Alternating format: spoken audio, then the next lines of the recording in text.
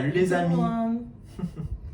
Donc nous revoilà, Leroy et Maureen, dans Unis en lui pour vous partager la parole de Dieu. Mais avant tout, nous allons vous faire un petit court témoignage sur nous deux. Alors moi je suis Maureen, je suis guyanaise, j'ai 27 ans et je suis mariée à ce charmant jeune homme.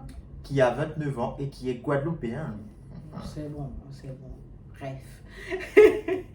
Et donc Leroy et moi, nous avons pris la décision en fait de s'unir dans les liens du mariage. Donc Il y a maintenant 7 mois. Nous sommes en train d'entamer notre 8e mois. c'est bien, tu as marqué un point. Et donc nous avons été fiancés pendant un an, à partir de fin 2018, et nous avons fait ce pas de nous marier fin 2019. Alors, il faut savoir que Leroy et moi, notre rencontre a été très spéciale parce que, déjà chérie, je pense que tu as un peu plus de choses à dire à ce niveau-là. Bon, c'est vrai que elle dira toujours, ce petit garçon-là, il m'a fait attendre pendant un an. Un an, il m'a fait attendre. Moi, je suis là, je sais que c'est lui, j'ai reçu ça de Dieu et lui, il me fait attendre pendant un an. Voilà, mais tu m'as fait attendre, chérie. Mais en tout cas, en fait, Dieu m'a révélé un an auparavant, avant qu'on se soit ensemble réellement, que Leroy allait être mon futur mari. Donc, par la suite, nous nous sommes rencontrés vraiment parce qu'on ne se parlait pas avant, on ne se connaissait pas. On s'est rencontrés à l'église et dans le service des Kids 10-14. Voilà. Et moi, je l'observais un peu, faut l'avouer. Hein. Arrête, tu m'observes. Je regardais comment elle était, ce qu'elle faisait, Oui, qui elle était, oui. comment elle Et j'ai fonctionnait. remarqué. Mais pour le dire concrètement, c'est vraiment lors d'une convention qui a eu lieu à Paris que les choses ont, je dirais, réellement démarré. J'ai reçu un gros clin d'œil de Dieu à ce niveau-là, je dirais ça comme ça, qui m'a un peu surpris, mais qui m'a réellement marqué à partir de ce jour-là. Et à partir de ce moment-là, ben, j'ai commencé à la regarder vraiment différemment, à savoir chercher qui elle est, vraiment à vouloir me rapprocher d'elle, à être son amie. Et les jours avançant, les semaines avançant, les mois avançant, on a commencé à vraiment être plus proches, à se parler plus, devenir amis, partager des moments, Avec d'autres amis. d'autres pardon. amis. Oui. Et il m'a fait vraiment attendre un an. Je tiens à le préciser. Et quand même, on a vu vraiment la grâce de Dieu. Même avant qu'on soit ensemble, avant qu'on se connaisse même. Après, lorsqu'on était fiancés et après aussi. On a décidé de se dire oui, lorsqu'on s'est marié, vraiment, et Dieu a été le chef d'œuvre, Le chef d'orchestre. oh là là, chef d'orchestre de notre mariage. Et en tout cas, quand la faveur de Dieu est sur un mariage ou alors est sur la vie de quelqu'un, quand Dieu dit ok, c'est ok, personne ne peut s'y opposer. Donc voilà pour ce petit témoignage qui nous concerne.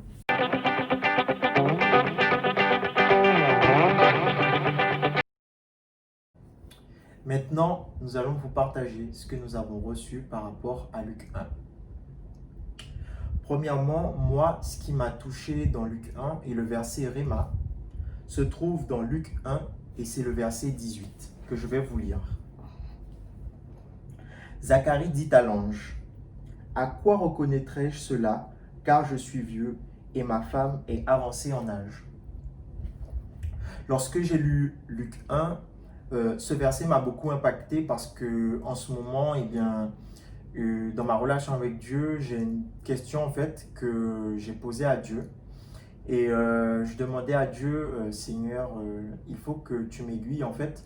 Et ma question, ce dont j'ai besoin que tu me répondes, c'est comment être un bon mari, comment être un bon père. Donc c'est vrai qu'aujourd'hui, voilà, nous sommes en couple, nous sommes mariés et je voulais la direction de Dieu en ce qui concerne sa parole. Et en lisant cela, en fait, j'ai été vraiment impacté. Il y a l'ange qui parle donc à Zacharie, qui vient vers Zacharie. Zacharie qui était voilà, un père de famille et qui n'avait pas n'importe quelle place, étant donné que même s'il a été tiré au sort, mais il faisait partie de ceux qui pouvaient en faveur du peuple et en faveur de sa famille, rentrer dans la présence de Dieu. Et donc, à ce moment, il reçoit vraiment ce miracle, cette bénédiction venant de la part de Dieu, où, voilà, l'ange lui annonce qu'il va pouvoir avoir un enfant, avoir un fils, qui va s'appeler Jean. Il l'appelle cet enfant Jean. Alors que la femme était stérile. Et donc, Zacharie donc pose cette question. J'ai souvent lu cette histoire. C'est une histoire que j'ai souvent lue. Mais en la relisant, en la reméditant, ce passage, je l'ai vu un peu différemment. Je pense que Zacharie a peut-être eu une part de doute en disant après, parce que nous sommes avancés en âge. Le fait qu'il ait émis cette phrase, on sent qu'il y ait le doute, qu'il y ait peut-être un peu de doute, mais je retiens surtout que c'est la question en fait qu'il a posée. À quoi reconnaîtrai-je cela? À quoi reconnaîtrai-je ce signe que tu m'annonces? Et il pose cette question à l'ange. Et c'est vrai qu'en quelque part, je vois plus quand même le Père qui, voilà, qui veut un signe de plus de la part de Dieu, qui recherche une direction de Dieu vis-à-vis de cette situation-là. Maintenant, c'est vrai qu'il a été rendu muet par la suite par cet ange. Et donc, ce qui m'a impacté, c'est que dans cette méditation, je me suis rendu compte que, en tant que père de famille, avec cette petite dose de doute, si Zacharie avait ne serait-ce que annoncé, il l'aurait annoncé forcément à sa femme, avec beaucoup de joie, avec beaucoup de ferveur, mais cette petite part de doute qui fait que l'ange l'a rendu muet en émettant le fait que, parce qu'il n'a pas cru aux mots que l'ange lui a dit, je me suis dit, si il partageait cette petite dose de doute à sa femme, il y aurait eu un impact vraiment important, un impact qui n'est pas négligeable. Et donc, il aurait dirigé sa famille dans le doute. Il aurait dirigé sa femme dans le doute. Et donc, empêcher à sa femme de faire preuve de foi, de faire preuve de confiance vis-à-vis du miracle de Dieu. Et cela, ça m'a vraiment touché. Et en cela, j'ai reçu aussi de la part de Dieu l'importance du chef de famille, de l'homme dans sa position en tant que chef de famille. Et donc, c'est très important. Et donc, on voit comment Dieu a touché Zacharie.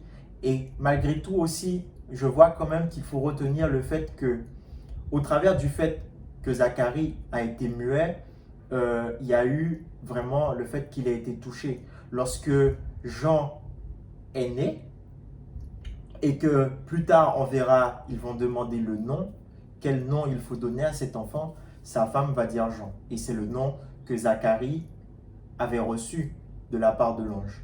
Bien évidemment, dans cette histoire, on ne sait pas quel type de communication il y avait entre Zacharie et sa femme. Il était muet. Maintenant, on dit que lorsqu'ils vont consulter Zacharie, il va demander de prendre une tablette et à partir de là, il va écrire le nom Jean. Donc, je vais laisser ma femme vous partager, elle, ce qu'elle a reçu.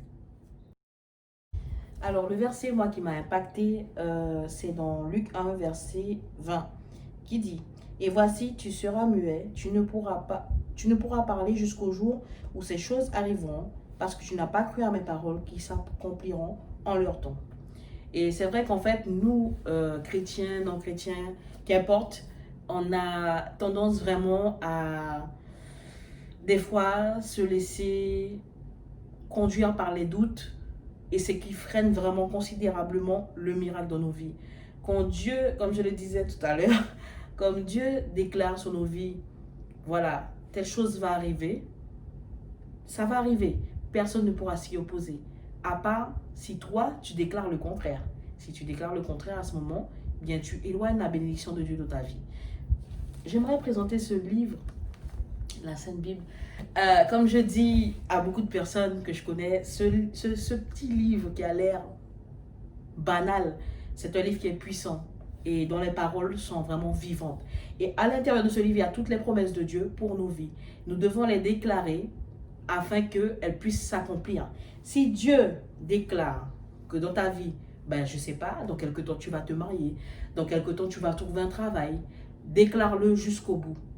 Même si peut-être pour toi c'est impossible, déclare-le. Parce que là, dans cette partie-là, si Dieu avait pas permis que Zacharie soit muet, comme disait mon mari, c'est vrai que Zacharie aurait pu insuffler vraiment, impacter la vie de sa femme, la vie de sa famille et perdre sa bénédiction. Et des fois, il nous faut nous aussi apprendre à être muet sur ce genre de choses, en tout cas les choses négatives, quand vient le doute, et vraiment plonger dans la présence de Dieu, parce que la Bible ne nous dit pas, ne nous le dit pas, mais en tout cas, je suis convaincue que Zacharie, lorsqu'il était muet, à ce moment précis, il a vraiment cherché la présence de Dieu. Il a été vraiment au plus profond dans sa relation avec Dieu, intérieurement. Et à ce moment-là, il a pu évacuer certainement ce doute. Il a pu aussi mettre sa foi en action jusqu'à ce que le miracle s'accomplisse. Et vraiment, c'est quelque chose sur lequel je vais vraiment insister. La vie et la mort sont au pouvoir de la langue. Ce que nous dirons avec nos bouches, c'est ce qui va s'accomplir. Donc, déclare si tu es seul, garçon ou fille, si tu es seul, si tu as besoin d'un travail, si tu as tout simplement as besoin d'être guéri, parce que peut-être tu es malade, peut-être que tu as besoin d'être guéri intérieurement parce que ton cœur est brisé. Déclare au nom de Jésus, je serai guéri.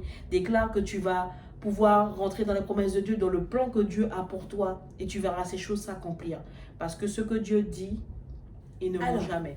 Autre petit partage que mon mari et moi veut vous faire, c'est concernant le couple. Alors peut-être qu'il y a des couples qui nous regardent, peut-être des personnes célibataires, mais qui ont le désir de former un couple plus tard avec quelqu'un.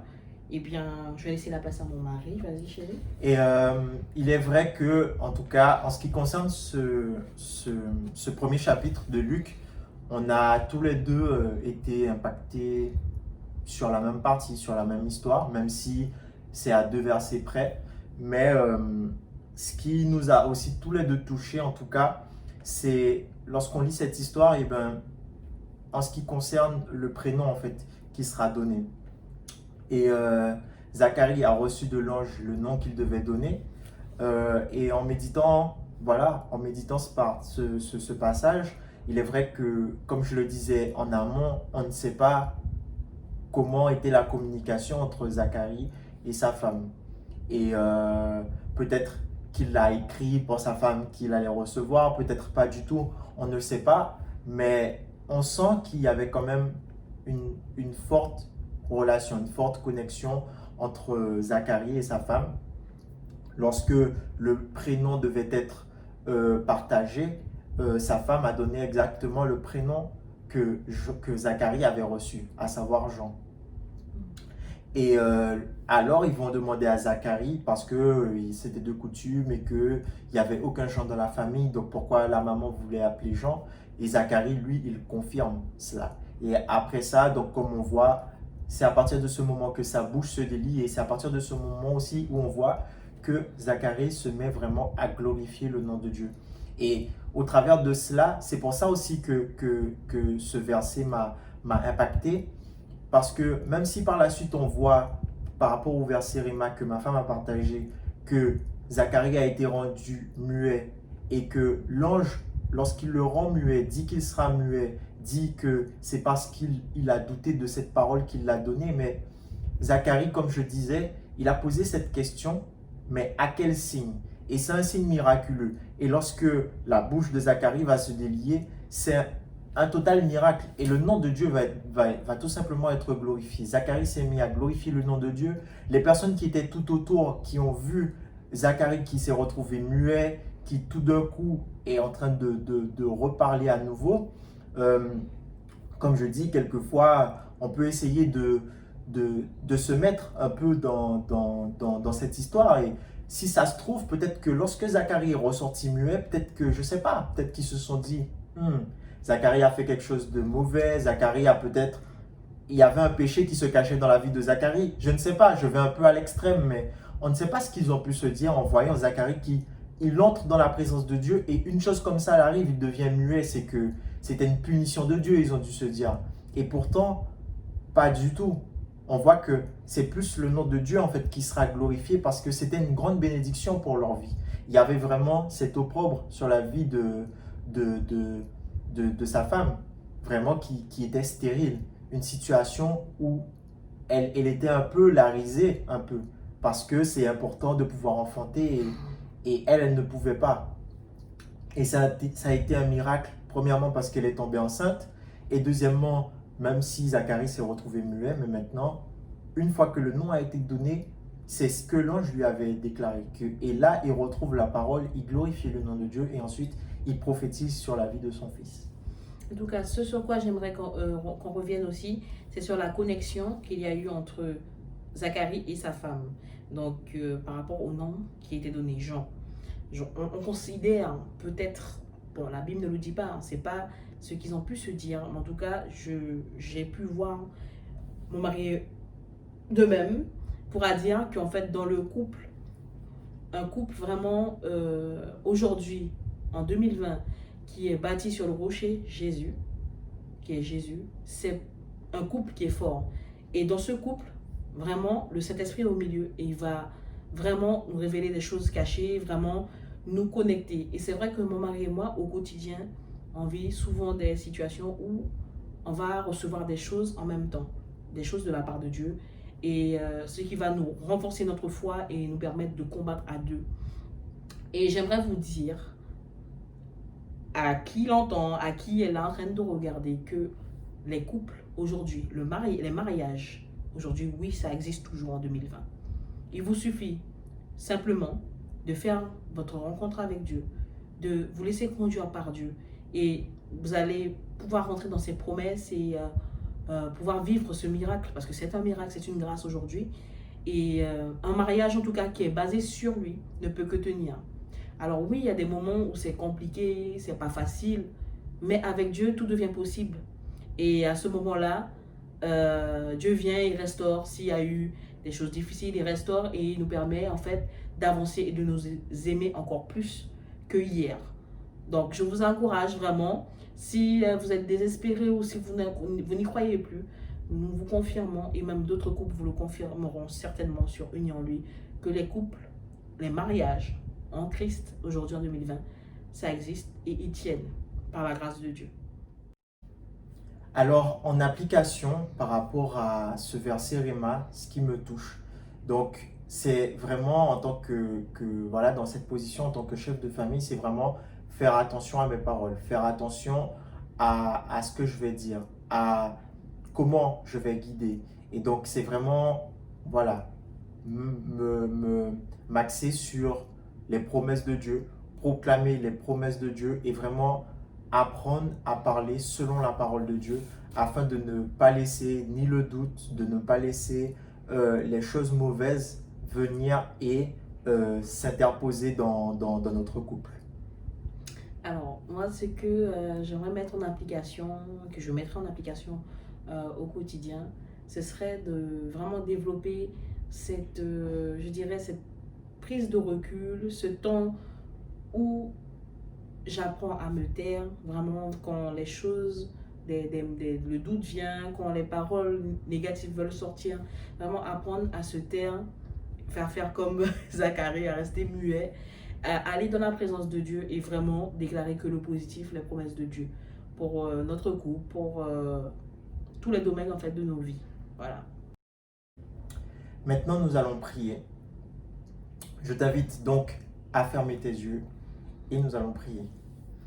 Seigneur, Père, je te remercie vraiment pour cette parole que tu nous as donnée, pour ce message où tu veux toucher nos vies, Seigneur. Tu nous apprends, Père, que dans un couple, Seigneur, nous avons une position et principalement en tant qu'homme, Seigneur, nous avons cette position afin de guider, afin de diriger notre famille. C'est toi qui nous l'as donné, Seigneur. Et afin d'atteindre cet objectif que tu nous as donné, Seigneur, nous voulons garder les yeux fixés sur toi, Seigneur, et ne pas laisser les choses qui viennent, Seigneur, de nous, les choses qui viennent de l'extérieur, qui ne sont pas de toi, venir, Seigneur, nous atteindre. Parce que, Seigneur, si nous laissons cela se faire, Seigneur, nous mettons en danger, Seigneur, notre famille, nous mettons en danger, Seigneur, notre couple. Alors, Seigneur, garde-nous, Seigneur, touche nos vies, Seigneur, afin que vraiment, Seigneur, nous puissions vraiment utiliser vraiment, Seigneur, tes promesses afin de diriger, Seigneur, notre famille, Seigneur. Je te remercie. En tant que femme, Seigneur, je veux vraiment, Seigneur mon Dieu, prier, Seigneur mon Dieu, pour que je sois cette femme, Seigneur mon Dieu, cette femme vertueuse, Seigneur mon Dieu, qui apprend, Seigneur mon Dieu, à se taire pour rentrer dans ta présence, Seigneur mon Dieu, et à se taire pour vraiment évacuer, Seigneur mon Dieu, tout ce qu'elle pourrait penser, tout ce qu'elle pourrait vouloir dire de négatif sur sa vie, sur son mari, sur ses enfants, ou alors sur d'autres domaines de sa vie, et afin que je sois cette femme, Seigneur mon Dieu, qui va pouvoir vraiment s'accrocher, mais vraiment s'accrocher à tes promesses, qui va les déclarer tous les jours de sa vie, combien même les situations seraient compliquées, les situations montreraient le contraire, et bien proclamer que le positif, proclamer vraiment la gloire de ton nom, Seigneur mon Dieu, sur nos vies, Père, Seigneur mon Dieu. Merci pour ta grâce, Seigneur, merci pour ce partage, merci de nous faire grandir, Seigneur mon Dieu, de nous unir et de nous rendre encore plus forts, Seigneur mon Dieu, de ta présence, Père. Au nom de Jésus. Amen. Et Amen. Nous espérons vraiment que ce moment de partage vous a vraiment fortifié, vous a vraiment apporté la paix vraiment et le savoir, la connaissance par rapport à peut-être des situations que vous vivez dans le couple ou même dans votre vie en général, et que vraiment Dieu vous fortifie et vous permette de le connaître davantage, parce qu'il est la solution à tous les problèmes qu'on a, tous les problèmes de ce monde.